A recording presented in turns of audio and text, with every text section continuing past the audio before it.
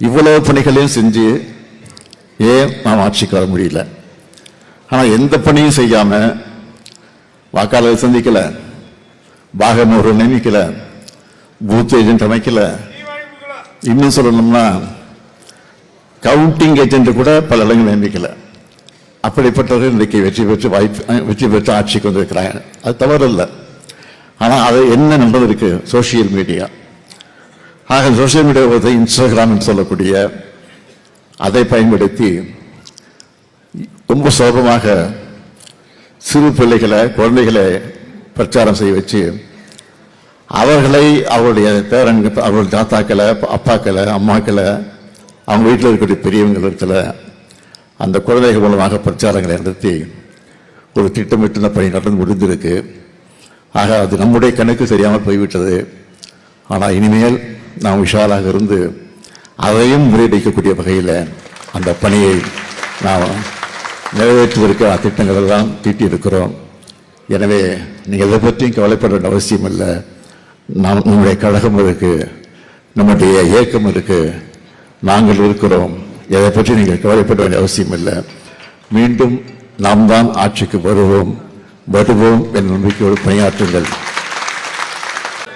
அன்புள்ள மணவிழா நிகழ்ச்சிக்கு வருகை தந்து மணமக்களை வாழ்த்தி உரையாற்றி அமர்ந்திருக்கக்கூடிய இந்திய கம்யூனிஸ்ட் கட்சியினுடைய முன்னோடிகளில் ஒருவராக விளங்கிக் கொண்டிருக்கக்கூடிய அருமை தோழர் முத்தரசன் அவர்களே, எஸ்டிபி கட்சியினுடைய பொதுச் செயலாளர் அருமை சகோதரர் முபாரக் அவர்களே, கழக பொருளாளர் டி.ஆர். பாலு அவர்களே, முதன்மைச் செயலாளர் நேரு அவர்களே, துணை பொதுச் செயலாளர்கள் பொன்முடி அவர்களே, ஆர். ராசா அவர்களே, இளைஞரணியின் செயலாளர் சட்டமன்ற எதிர்க்கட்சியினுடைய தலைவர் தம்பி உதயநிதி அவர்களே, அன்புக்குரிய பழனிமாணிக்கம் அவர்களே, மாவட்ட செயலாளர் பூண்டி கலைவாணன் அவர்களே, எம்.ஆர்.கே. பன்னீர்செல்வம் அவர்களே, துரை சந்திரசேகர் அவர்களே, சிவசங்கர் அவர்களே, ரகுபதி அவர்களே, அன்பழகன் அவர்களே, அன்பில் மகேஷ் பொய்யாமொழி அவர்களே, நாடாளுமன்ற உறுப்பினர்கள் முரசொலி அவர்களே, சல்மா அவர்களே, அருண் நேரு அவர்களே, செல்வராஜ் அவர்களே, சட்டமன்ற உறுப்பினர்கள் அன்புக்குரிய வைத்திலிங்கம் அவர்களே, லட்சுமணன் அவர்களே, கோவி செழியன் அவர்களே, ஒருங்கிணைந்த தஞ்சை திருவாரூர் மாவட்ட கழகத்தினுடைய நிர்வாகிகளே, மணக்கோலம் போன்றிருக்கக்கூடிய மணமக்களே, மணமக்களுடைய பெற்றோர்களே, உற்றார் உறவினர்களே, என் உயிரோடு கலந்திருக்கக்கூடிய தலைவர் கலைஞர் அவர்களின் உயிரான அன்பு உடன்பிறப்புகளே, உங்கள் அனைவருக்கும் என்னுடைய அன்பான வணக்கம்.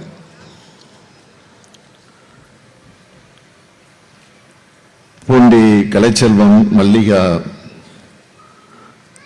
ஆகியோருடைய திருநிலை செல்வி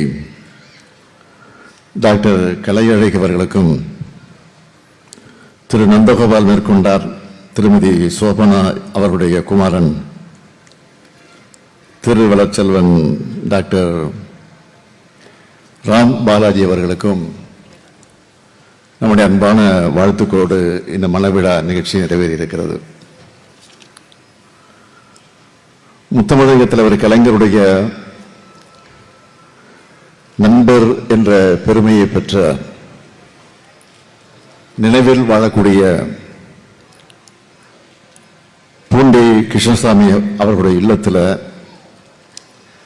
நடக்கக்கூடிய இந்த திருமண விழாவில் நாமெல்லாம் கலந்து கொண்டு மணமக்களை வாழ்த்தி கொண்டிருக்கிறோம். அதில் குறிப்பாக இந்த மணவிழா நிகழ்ச்சியை தலைமை பொறுப்பை ஏற்று மணவிழாவை நடத்தி வைத்து அதே நேரத்தில் மணமக்களை வாழ்த்தக்கூடிய ஒரு சிறப்பான வாய்ப்பை பெற்றமைக்காக நான் மிகுந்த மகிழ்ச்சி அடைகிறேன், பெருமைப்படுகிறேன். கழகம் தொடங்கிய நாளிலிருந்து கொரடாச்சேரி பகுதியில் பேரூர் கழகத்தினுடைய செயலாளர் பொறுப்பை ஏற்று கழகம் நடத்தியிருக்கக்கூடிய போராட்டங்களில் அனைத்திலும் பங்கெடுத்தவர் நம்முடைய பூண்டியார் அவர்கள். அவருடைய வழியிலே இயக்கப்பணியாற்றி கழகத்தோடைய உள்ளங்களில் சிறப்பான இடத்தை பெற்றவர் நம்முடைய கழக தீரர் பூண்டி கலைச்செல்வன் அவர்கள்.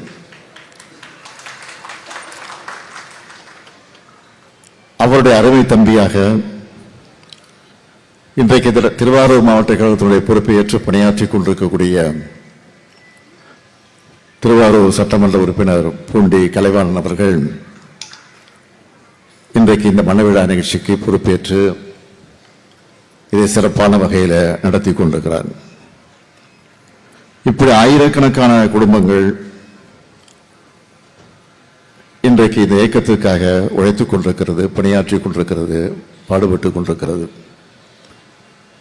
அதைத்தான் நம்முடைய தம்பி உதயநிதி அவர்கள் பெருமையோடு எடுத்துச் சொன்னார். தோல்வி வெற்றி என்பது இரண்டே சமமாக கருதி பாடுபட்டுக் கொண்டிருக்கக்கூடிய தொண்டன் தான் திமுக என்பதை யாரும் மறுத்திட மறைக்க முடியாது. ஏதோ இன்றைக்கு நடைபெற்று முடிந்திருக்கக்கூடிய தேர்தலில் ஏதோ நாம் தோற்றுவிட்டது மாதிரி, அதுவும் படுதோல்வி அடைந்து விட்டது மாதிரி, இத்தோட திமுக கதை முடிஞ்சிருச்சு அப்படி என்று கவிதை இரங்கற்பா பாடுவதற்கு கூட முன்வந்திருக்கிறார்கள். நம்முடைய இன எதிரிகள் அந்த சூழ்ச்சியில இன்றைக்கு ஈடுபட்டிருக்கிறார்கள். ஆனால் திமுக பொறுத்த வரைக்கும் எத்தனையோ தேர்தலை பார்த்திருக்கு. 1949 தொடங்கிய நம்முடைய கழகம் தொடர்ந்து 52 நடைபெற்ற தேர்தலாக இருந்தாலும் சரி, 57 நடைபெற்ற தேர்தலாக இருந்தாலும் சரி, 62 நடைபெற்றிருக்கக்கூடிய தேர்தலாக இருந்தாலும் சரி, அதற்கு பிறகு 67 நடைபெற்றிருக்கக்கூடிய தேர்தலாக இருந்தாலும் சரி, 71 இப்படி தொடர்ந்து நடைபெற்றிருக்கக்கூடிய தேர்தல்களில் பல வெற்றிகளை கண்டதுண்டு, பல தோல்விகளையும் நாம் சந்தித்திருக்கிறோம். ஆனால் தோல்வியடைய நேரத்தில் தான் திமுக எப்பொழுதுமே ஒரு பினிக்ஸ் பறவையை போல கிளர்ந்து எழக்கூடிய நிலையில அது வரும். இங்கே கூட பேசியவர்கள் எல்லாம் ஏதோ ஒரு சோகத்தில் இருப்பது போல நான் பார்க்கிறேன். நாங்கள் மட்டும் இல்லை, இந்த மேடையில் இருக்கக்கூடிய மட்டும் இல்லை, எதிரில் இருக்கக்கூடிய கூட இங்கே சோகமாக காட்சி பார்க்கிறேன்.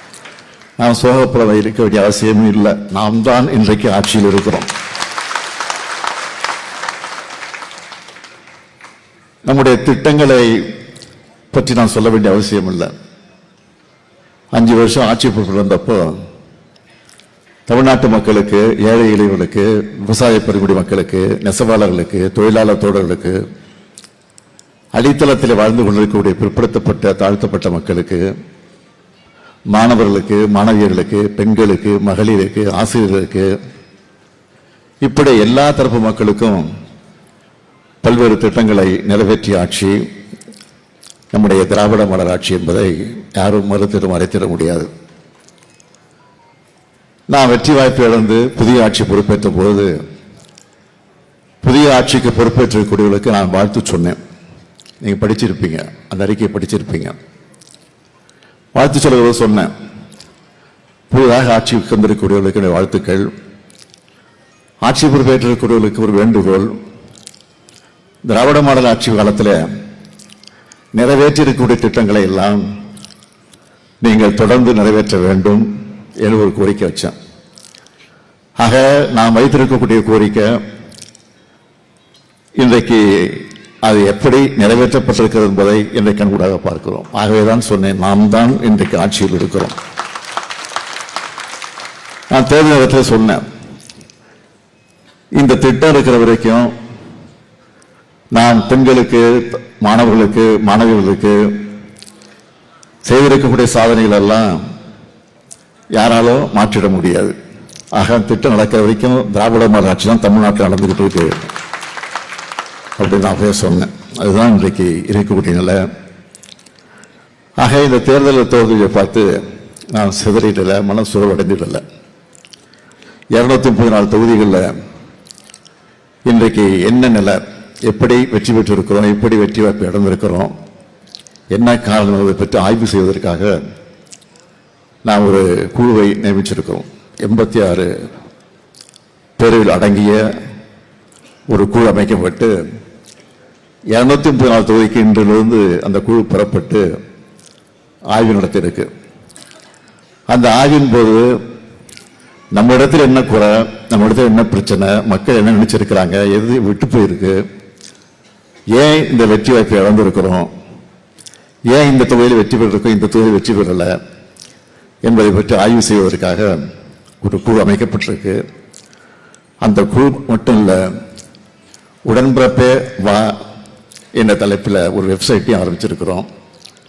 ஆக அந்த வெப்சைட்டில் கழக அமைப்பை சார்ந்தவர்கள் மட்டும் இல்லை, பொதுமக்களும் அரசியலுக்கு அப்பாற்பட்டவர்களும் அதில் தன்னுடைய கருத்துக்களை வெளியிடலாம் என்று அந்த வெப்சைட்டையும் தொடங்கி இருக்கிறோம். ஆகவே இந்த தேர்தலை பொறுத்த வரைக்கும் சொல்லணும்னா, நம்முடைய கட்சி என்பது ஒரு கட்டமைப்பு கொண்டிருக்கக்கூடிய கட்சி. எப்போ நாடாளுமன்ற தேர்தல் முடிஞ்சதோ, நாடாளுமன்ற தேர்தல் முடிஞ்சதற்கு பிறகு நாம் நம்முடைய பணியை தொடங்கிட்டோம். தேர்தல் பணியை, சட்டமன்ற தொகுதியுடைய தேர்தல் பணியை நம்ம அப்பயே தொடங்கிட்டோம். பாகமுகர்கள் அமைச்சோம், பூத் கமிட்டி அமைச்சோம், ஒன்றிணைவும் வா என்ற தலைப்பில் கழக உறுப்பினரை சேர்க்கிற அந்த பணியை தொடங்கினோம். எஸ்ஐஆர் பணியை முடித்தோம். அதற்கு பிறகு இளைஞரணி மண்டல மாநாடுகள் நடத்தணும், மகளிரணி மண்டல மாநாடுகள் நடத்தணும், பாகமுகர்களை எல்லாம் அழைத்து மண்டல மாநாடு நடத்தணும்.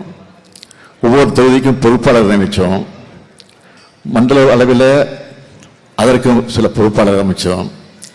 இவ்வளவு பணிகளையும் செஞ்சு ஏன் நாம் ஆட்சிக்கு வர முடியல? ஆனால் எந்த பணியும் செய்யாமல் வாக்காளரை சந்திக்கல, பாகமுகர்கள் நியமிக்கல, பூத் ஏஜென்ட் அமைக்கல, இன்னும் சொல்லணும்னா கவுண்டிங் ஏஜென்ட் கூட பல இடங்கள் நியமிக்கல. அப்படிப்பட்டவர்கள் இன்றைக்கு வெற்றி பெற்று ஆட்சிக்கு வந்திருக்கிறாங்க. அது தவறு இல்லை. ஆனால் அது என்ன நடந்திருக்கு, சோசியல் மீடியா.